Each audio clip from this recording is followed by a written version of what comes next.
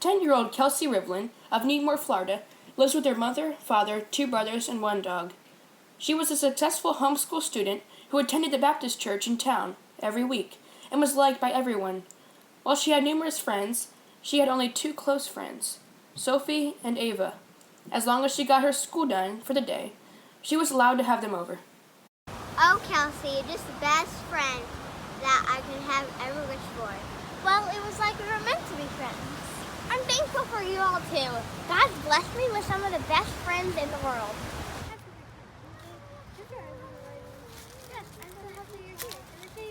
Papa!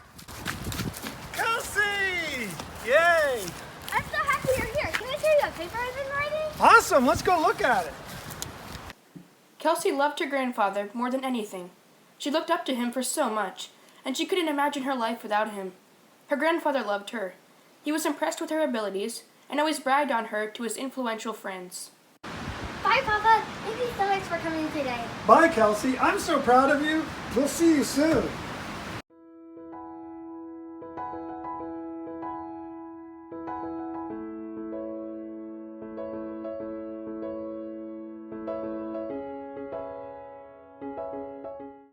Little did Kelsey know that when she watched her grandfather's ridgeline pull out of the driveway that day, that was the last time she would ever see him on this earth.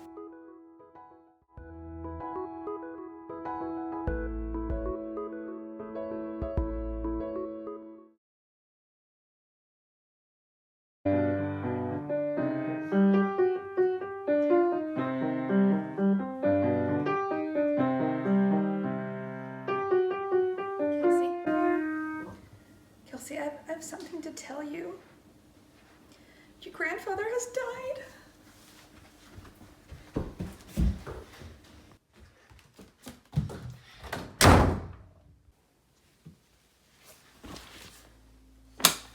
God, why me? This isn't fair. Why did God have to do this to me? Why did my papa die? And on that day, Kelsey Rivlin rejected the God she had once known so well, closed her Bible, and left the faith behind.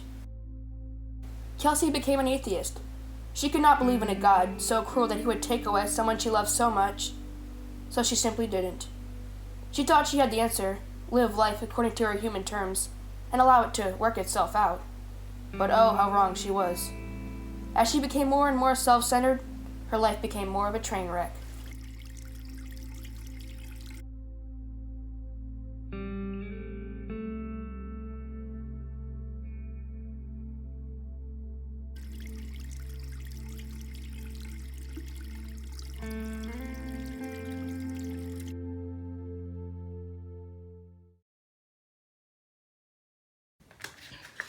Kelsey?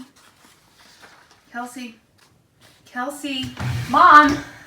I have something to tell you. What? I talked to Mrs. Mazola, and you can join the debate club. Really? I think it'll be really good for you. The practices start next week. Okay.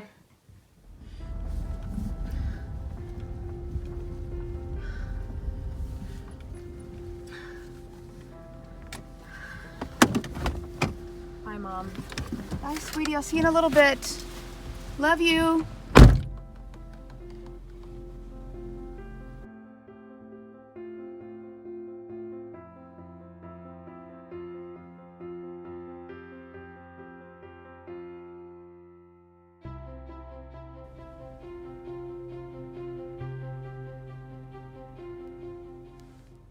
Hi, Mom! Hey, honey. How was it? Oh, it was just great. You wouldn't believe it. It's just, these people, they're my people. Oh, that's an answer to prayer. I'm so happy to hear that. Yes, ma'am.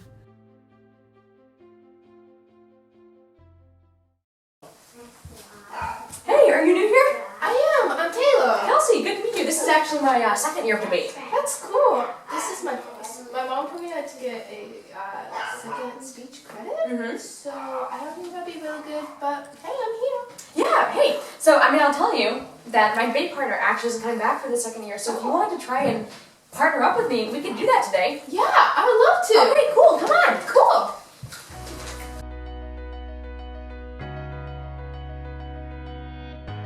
Kelsey finally had a life. She had Taylor and debate, and that was enough for her. Taylor was always there for her, and Kelsey knew they would be friends forever, long after they closed their debate briefs.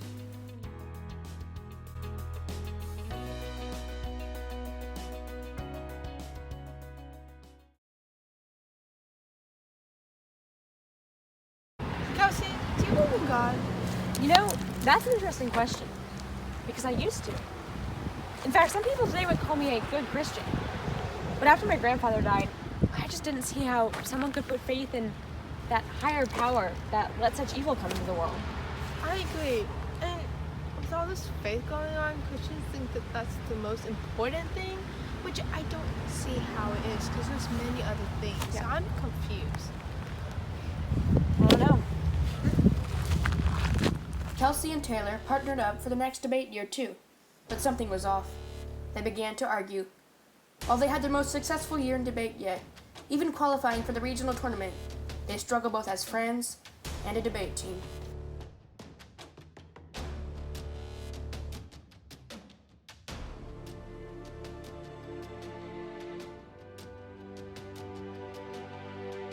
Kelsey sat for hours in that spot. She wondered if something might have happened to Taylor. Finally, after 2.5 long hours, she got a text message. Kelsey read the message. It was from Taylor. Taylor had decided to cut off their relationship right then and there. It was over. Kelsey was devastated. She didn't want to go back to debate. She was rejected again.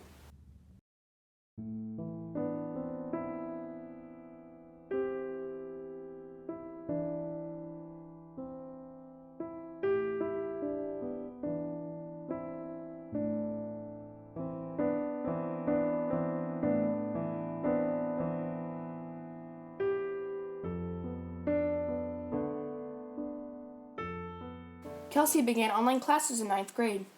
She had a few distant friends from them. In 12th grade, Kelsey was in an AP language course. She randomly reached out to someone whom she was acquainted with from a previous course for help with a simple question about a verb tense. This someone was Bethany Lane of Arizona. As their initial email thread grew longer and longer, they realized just how much they had in common.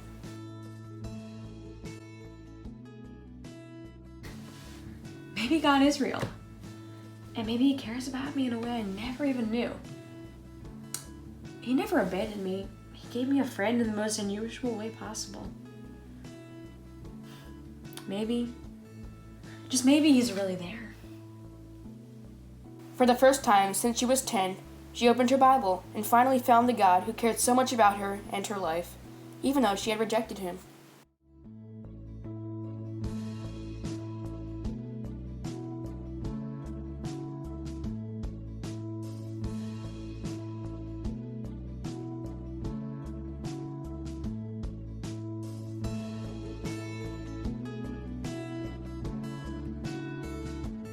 Kelsey had found a friend.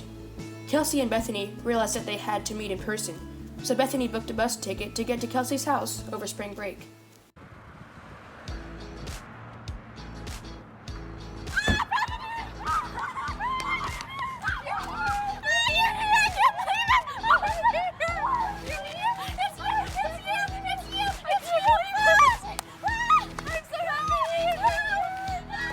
As the week-long trip over spring break came to a close, Kelsey and Bethany found that no one could get in between their relationship, for it was password protected, but the password neither of them knew. They were the definition of best friends. They weren't just friends to get something out of the other, the only type of friendship Kelsey had known up to that point. Rather, they were friends just because. They loved each other just because. They cared about each other just because. It couldn't be explained. It just was.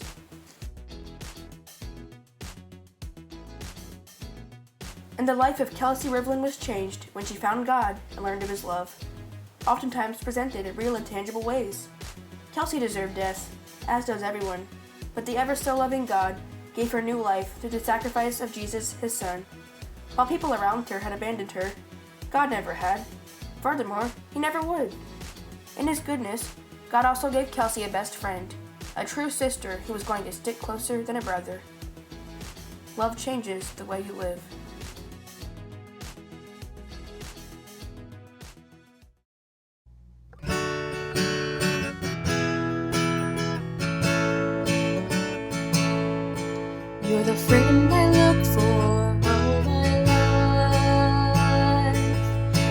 I never could get it quite right. I tried and tried for all this time, but was left without one by my side. And then you came and made my day. Was there more to it than that? Turns out you are the one I've been searching for. The answer I've needed all my life.